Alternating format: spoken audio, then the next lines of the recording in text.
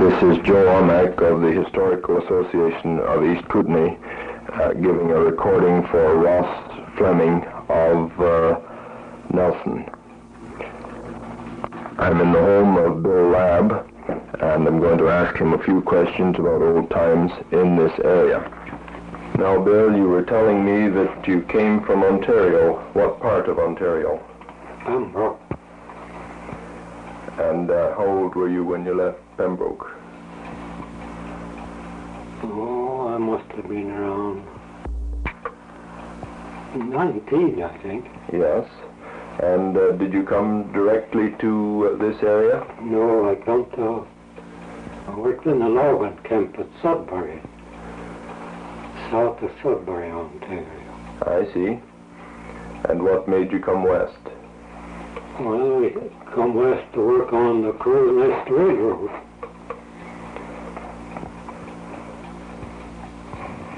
Before you worked on the railroad, I understand you worked on the freight for a while.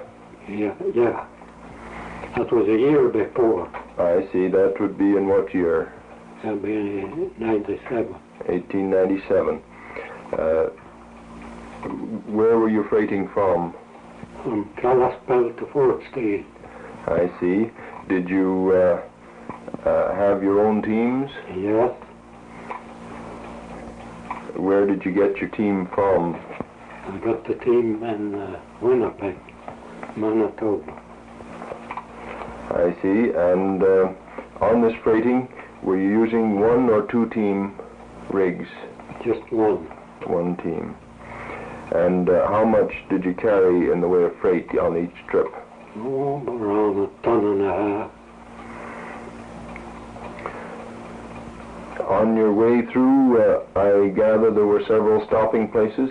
Where did you usually stop? Yeah, we had a stopping place across Elk River, Mrs. Hopkins, and then there was another stopping place on this side of Elk River.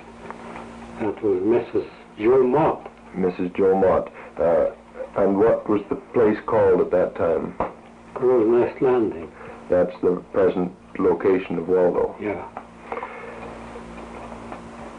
I understand there was a customs house at Crowsnest Landing at that time.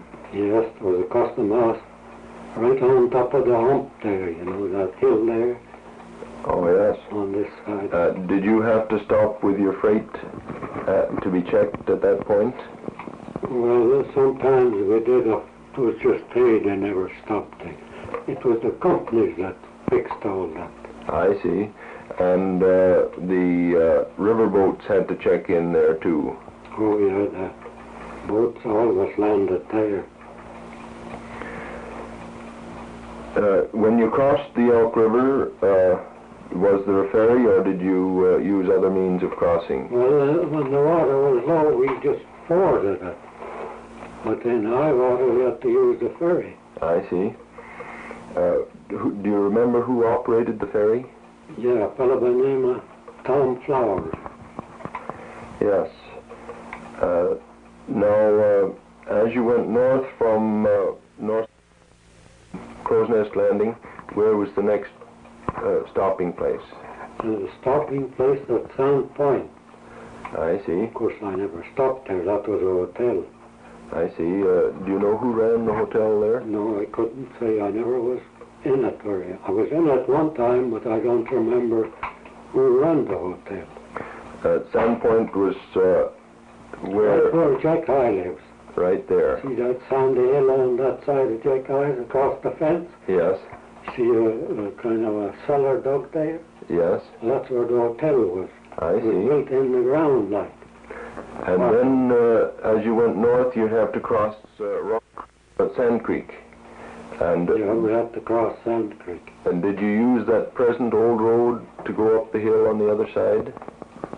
Not the road they use now. You see, on the other side, you see a kind of a sand hill there. Yes. Awful steep. Yes. That's where we have to go up. Did you have trouble getting up that hill? Oh, yeah, we had to unload half of the load every time. I see. It was almost straight up. Yes, it's a pretty steep hill. Yeah, and sandy. The horses sink in it, their feet sink in at a foot. Yes. Did you have any accidents while you were on Never did. the hauling?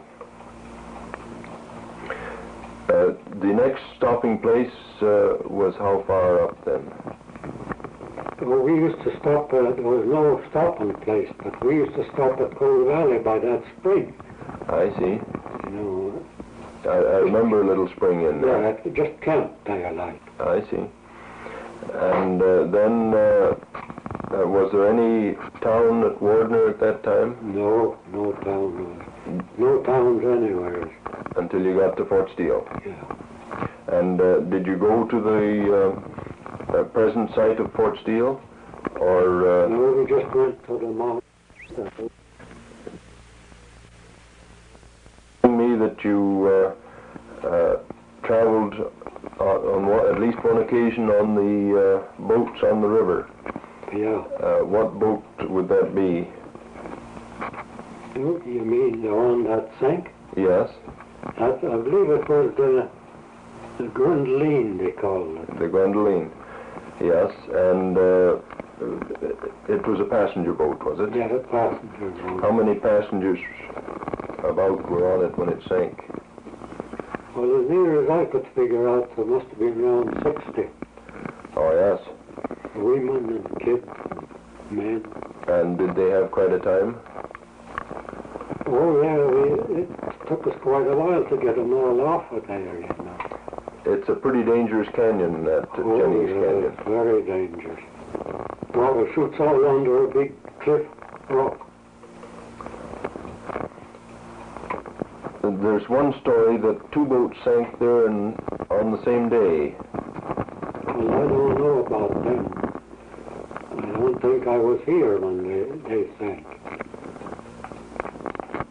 If I was down here at the muck place, but I never heard of it. I see. It could have been before that. Uh-huh.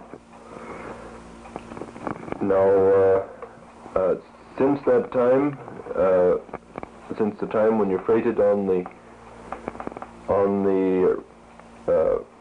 Kalispell Fort Steele run and the building of the railroad, what have you done since then? Oh, I went in partners with John Mott on this, what they call the Mott Ranch. Yes. For the forestry. Oh, yes. The railroad camps was on the other side in the coulee there. Good camps, good set of camps. Yes, by the spring there. No, they're down further. Oh, I see. Is this the same Mott that later went up to St. Mary's Prairie? No, this is a Mott that had the hotel at Waldo. Oh, I see. At that time, you see, when the boat's from. And from there he moved to Roosevelt. And he had a hotel there, and he sold that. And he come up here and bought this land from the CPR. I see. And I come up here and went in on chairs with him, just what stuff we growed and. I see. Now, you worked for some of the logging companies around here. Could you name some of them? I worked for Malcolm McGinnis at the Mount Elk River there, just on the other, about 3 miles on the other side of Mount Elk River. Yes. Did you ever work for Baker McNabb? Not in the mill, but I logged for Baker and McNabb. I see. I took out logs for him. Was that hauling with a team? Yeah. Mm-hmm. What method of logging did they use at that time?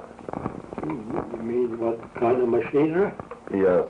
Oh, just horses and trucks and sleighs. I see. And they put most of the logs into the river? Yeah.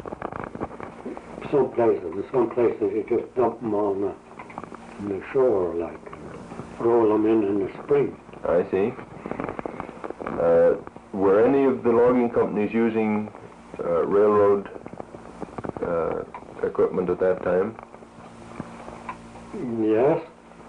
Crowsnest Lumber Company used the railroad across Rock Creek. And they come in from Caseneck. Oh, yes? See that same road that went in there on the sea car. Yes. And they had there over where Joyce's mill burned, or lumber yard. Their railroad run in past there. Yes. And did Ross's mill operate a railroad too? The railroad too.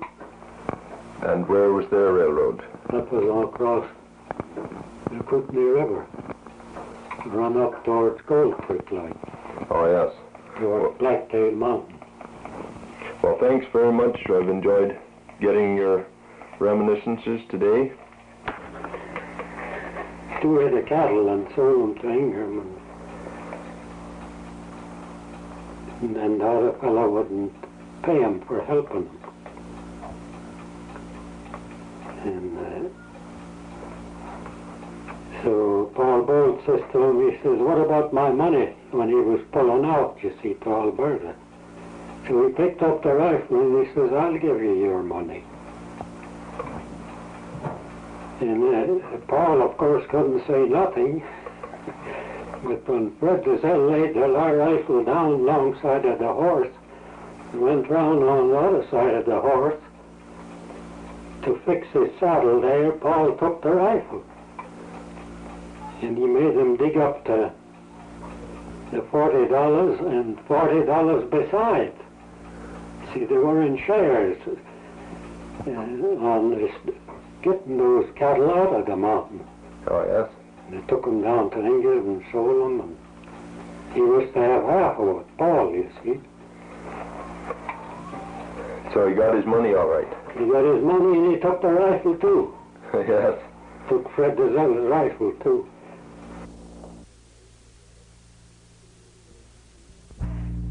I now have a visitor with me today, Mr. A.B. Smith, who is a resident of this area for close on 60 years, is it, Mr. Smith? A.B. has some of the stories of the old-timers that farmed in this area, mostly before he was here, but some of them were still around when he first came. Can you tell us some of the stories about Colonel Baker and his associates? Colonel Baker, who held the town site, which is the present city of Cranbrook, farmed the area on which the city dairy and Lancaster dairy and the market gardens down there are now located. He irrigated most of that area from Joseph Creek, including where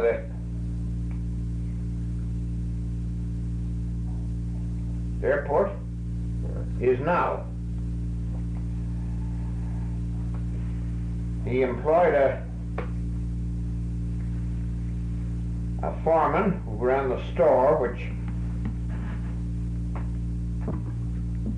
Say it again. which was headquarters for the farm as well as the merchandising business, and is now occupied by the Health unit. health unit. The manager had his own ideas about the running of such businesses.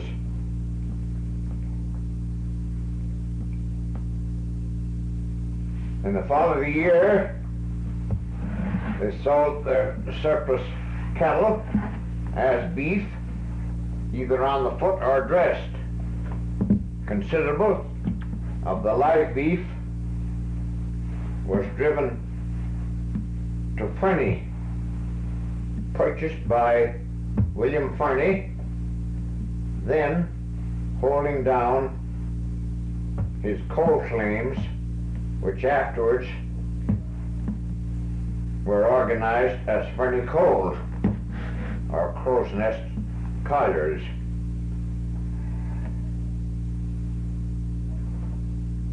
Mr. French, the foreman, in the course of his business, sold considerable beef to the sisters at St. Eugene Mission, where the present St. Eugene Hospital was then located, on the banks of the St. Mary's River. The Mother Superior there was employing a man by the name of Jack Kerrigan, a product of the old sod, and had occasion to send him in midwinter to Cranbrook for a load of this beef.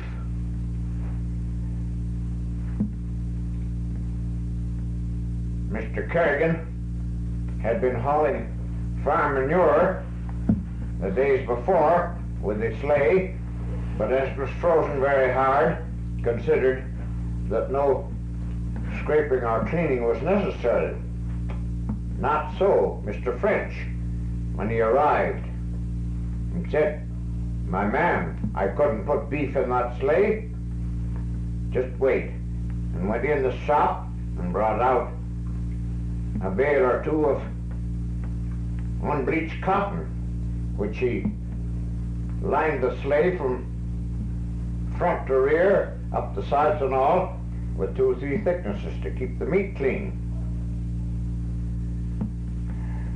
When Mr. Kerrigan arrived at the mission, the Mother Superior was overjoyed after the beef was taken out of the sleigh at the amount of nice cotton she had. She told Kerrigan, "We'll have to send you again. If you make a couple of trips, we'll have enough bandages to run the hospital for a year or 2. That makes a pretty good story. Yes, and then you knew some of the other beef producers in the area, over in the Wassa area? Mr. Fernie did not get all his meat from Colonel Baker's farm. He also purchased from Captain Norbury, who had a large farm south of Fort Steele. More recently, part of it owned by James Moody, and part of it now occupied by Clark Purvis. And also from the Humphreys farm up on Wolf Creek, whose cattle were driven to Fernie by the Indians in the following year.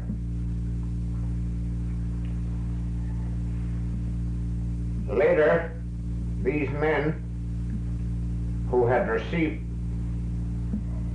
Fernie coal scrip at 25 cents a share from Mr. Fernie for their beef cashed in on the organization of Fernie Coal, and Mr. Humphreys of Wolf Creek and Captain Norbury retired to England wealthy men.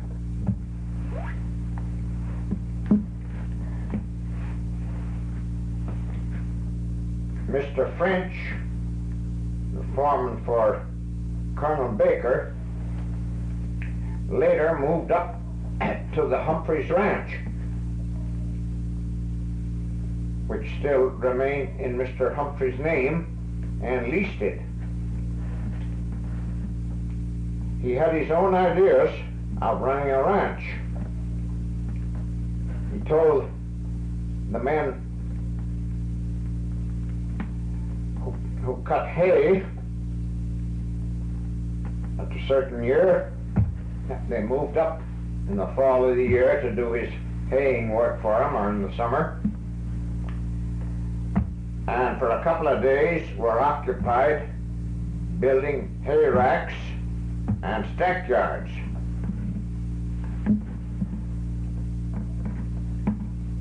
At one time, he authorized the two, Nels Johnson and Jacob Nelson, to build him a basket rack for hauling the hay up from the river bottom to the stacks. He laid the idea of the rack out very plainly to Nels Johnson, who was to be in charge, and said he was going to Fernie, and he hoped the rack would be finished when he got back. And Mr. Johnson said, "Now, Mr. French, would you accept any suggestions on that rack?" "No, I want it made exactly as I have laid it out. You understand how I've laid it out?" "Yes." "And you want it exactly so?" "Absolutely," he said.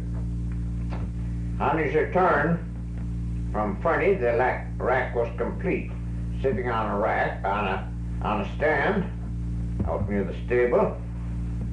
And Johnson said, "Now, the next morning, come and look at the rack, Mr. French." Looked it over, and he said, "Fine job, fine job, Nels, fine job." Nels said, "Now, are you sure it's just as you wanted it?" "Exactly," he said. "All right," Nels says. "Mr. French, would you tell me how you're going to turn the wagon around with that rack on it?"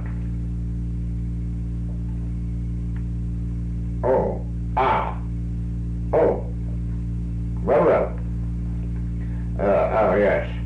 Just set that rack over on the other stand there, and now, Nels, would you be so good as to make one according to your own ideas?"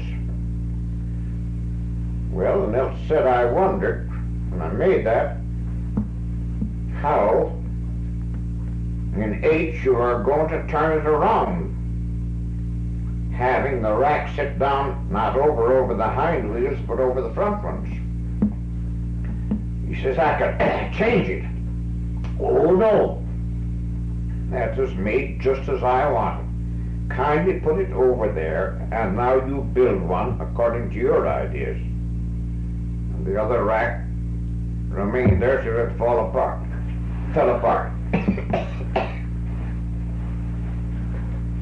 Mr. French used to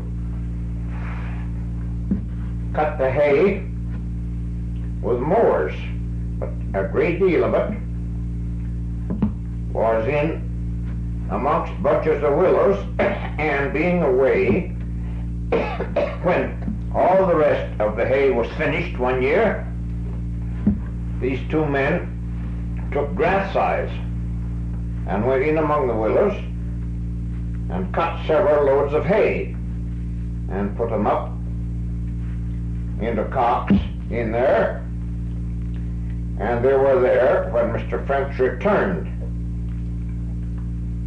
Nels said, "We'll take the team and go and bring that hay home and put in the stacks too, Mr. French." No, he said. "You had no authority to cut that hay, so I will not have you gather it up. Just leave it." Well, that's quite a way of doing it. Have you any other stories about Mr. French? Well, this one about him washing the dishes. Carrying probably one load too many and had to take them back. Yes, that's the answer. Which do you want? Well, just whichever The you like. dishwashing? Yes, tell them both. Mr. French, in addition to these two Swedes who helped him regularly, occasionally got another man from Tadaquick,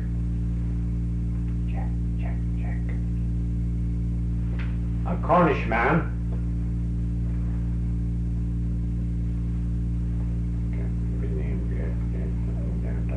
Well, never mind.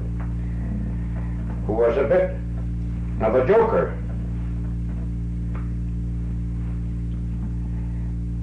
Usually, when the hay got underway well, he brought in a Chinaman do his cooking. But for the first few days, he did the cooking himself. He was very particular about his kitchen work. He had a hook for the towel that he washed that dried the knives and forks, another towel that dried the cups and saucers, another dried the plates, and another for the tinware. And this Cornishman, for way of a lark, used to offer to dry the dishes for him. No, Jack, I'd rather do it myself. Oh, Mr. French, couldn't think of you doing it alone, us sitting here. No, I'll dry them, you wash them, and I'll dry them, Mr. French. Well, very well, Jack. Now you be very careful. That towel is used for so-and-so, and that towel is used for so-and-so, and that other towel is so-and-so, and that other towel is so-and-so. And please do not get them confused. Jack would wink at the other two, and wasn't a minute or so before he'd make a little mistake. Now, Jack, you used the towel for the cups and saucers for the tinware. My goodness. Give me them, and you put them in the clothes basket. I must get you two more, and you get two fresh ones. This would continue throughout the work of washing up the dishes, till Jack would have the other two chaps splitting their sides. And that was the kind of work that they pulled on this man with his autocratic ways from start to finish. Occasionally, he would go away, and on one occasion he went to Fernie. When they finished mowing the hay while he was away, he didn't get home as soon as expected. So the men said, well, we'll start hauling the hay. That modus operandi was to stack all day down in the flat, and at night. The practice had been other years to bring a load home for the stable where they kept the saddle horse in winter. So the first day they brought up a load when they came home that night. The river bottom was possibly a mile away. Mr.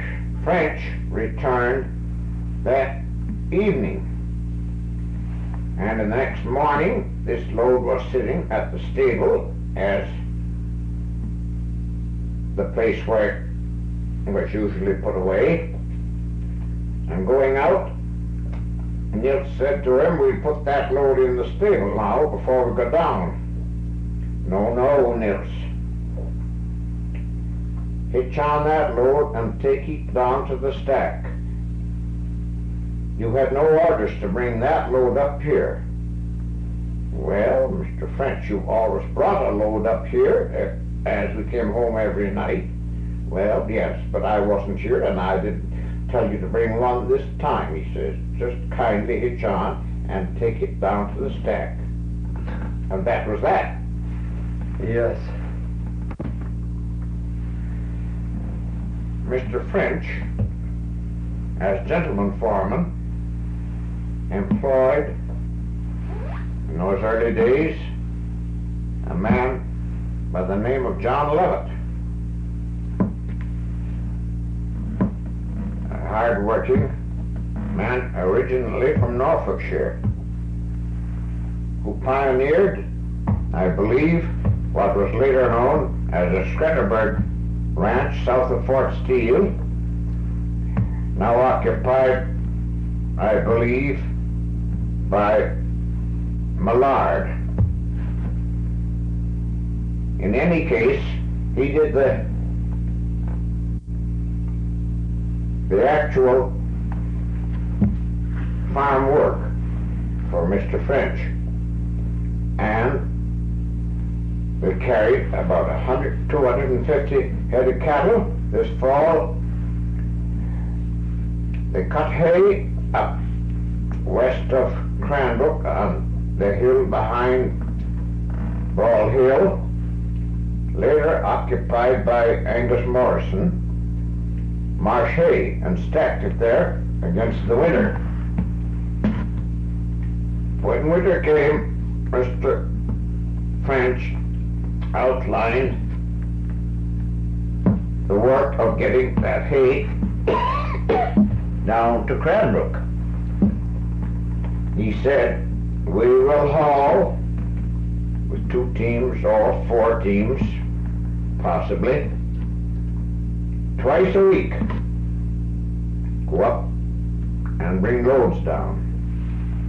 Later, the weather looked bad. Mr. Levitt said, on returning, he said, I think, Mr. French, the weather is going to get bad. We're going to have heavy snow. Let us go back again tomorrow and get 2 more loads. No, Mr. French said, I laid down this schedule early in the season. It must continue all winter. We can't vary it. You will go again at the end of the week for your regular second load. But they didn't. It began to snow and snowed and snowed to such a depth that they were not able to get up there again till spring. And the present town site of Cranbrook was loaded with dead cattle before spring. They lost practically all they had for lack of hay, and the hay still laid up in the stacks. I understand that the early site of Cranbrook was known after the Indian chief that lived here. What name was that? Joseph's Prairie. Did you know Joseph? No, I didn't know Joseph. A lot of people say St. Joseph, but R.L.T. Galbraith, who was for long years the Indian agent, said he was a great long ways from being a saint. Yes. Now, did you know any of the other old-time Indians around? I knew a man called Tata, but who latterly was called Blind Tom. He was a blind man. And I believe he is the man that Tata Crook was named after, although there's another theory about that too. I knew Curly Alec and Adrian, who was located on the creek alongside the present Peter Woods Ranch for many years. I knew some other of the older ones, Francois, Potato Joe, and Little Joe. I guess that's about most of the old ones that I remember. You mentioned Pete Woods. You knew him quite well. Pete Woods was, yes. Peter Woods, an old-timer, had come in here long before my time. He worked on the construction of the camp of the North Star mines. He had arrived from Montana, had a daughter and a stepdaughter with him at that time, and he rented and later bought what was known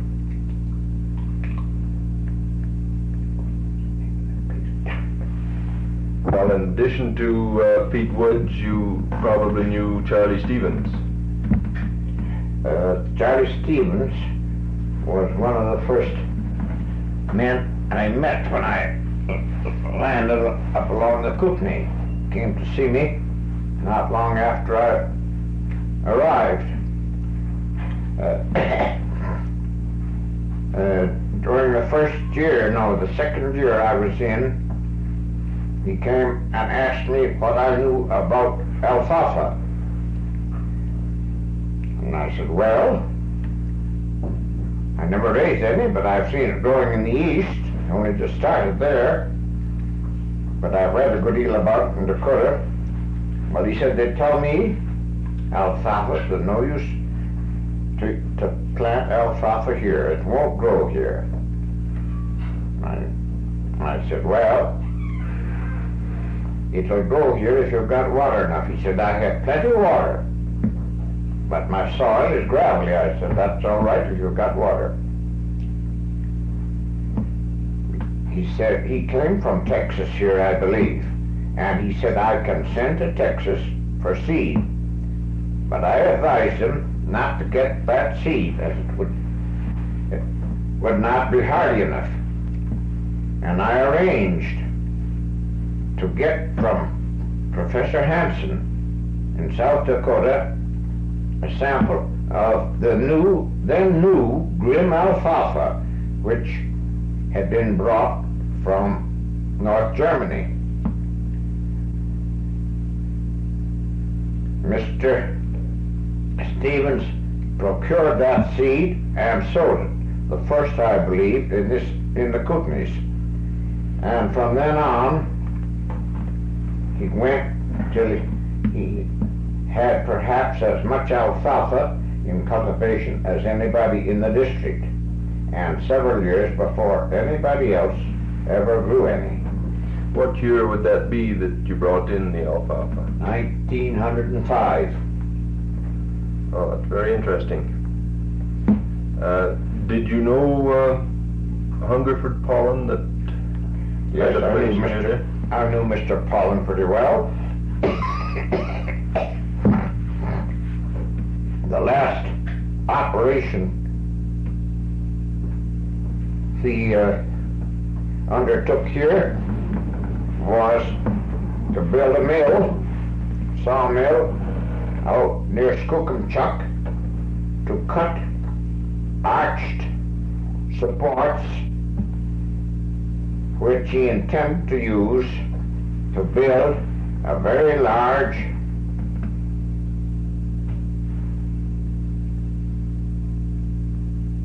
flume, irrigation flume, and had located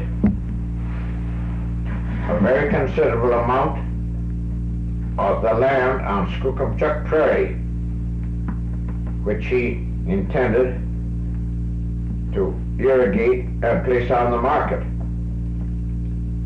But on the outbreak of the war, 1914, the proposal broke down and he moved away from the Kootenays to Victoria, and nothing more was done. A vast number of those half-circle arches lay in piles for years up near the Skookumchuck, and I presume were burned in the big fire through that area later on. Mr. Smith, I understand you come from Ontario. What part of Ontario? Along the St. Lawrence River in Dundas County. When were you back there last? 1922. I understand there's quite a few changes taking place back there now. Well, I haven't seen since the seaway came in, but undoubtedly the changes must be immense and a lot of grief along with them. The old farm I was raised on was not touched as it stood fairly high, but below that the river has come in, taken most of the town where I went to school, saved the Methodist church, what was the Methodist church, by filling the basement with concrete and saving the auditorium above it.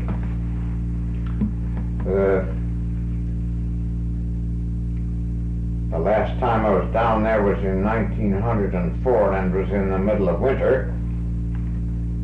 But one interesting item, my uncle, who lived west of Morrisburg, drove me into Morrisburg, and passing the same church, he pointed up on the spire, said that's where it was struck by lightning. And those new slates were put on last year. And he said, who do you think would put them on? I said, if B.S. Wickwire were living, the man that built the church, he would have insisted on doing it. Well, he said he was living, 73 years of age, and he went up there himself and put those new slates on that spire. Well, and what made you come west in the early days?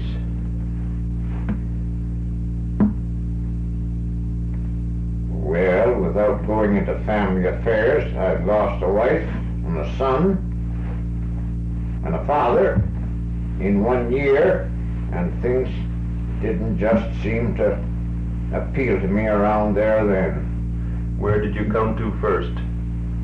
Duncan's, Vancouver Island, west with a trainload of dogie calves for the ranges at Kamloops in January and February of 1902.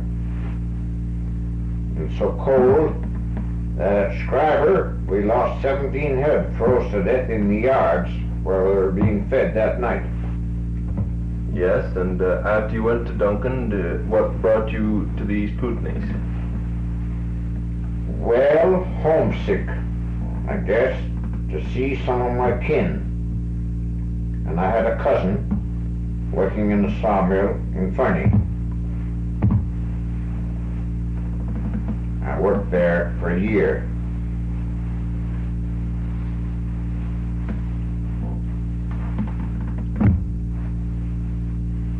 Sawmill work didn't take with me. I guess not. And you weren't around Fernie then when they had their fire? No, I was away from there for 3 years before that. Yes, well, thank you very much for your time in putting this on the tape for us.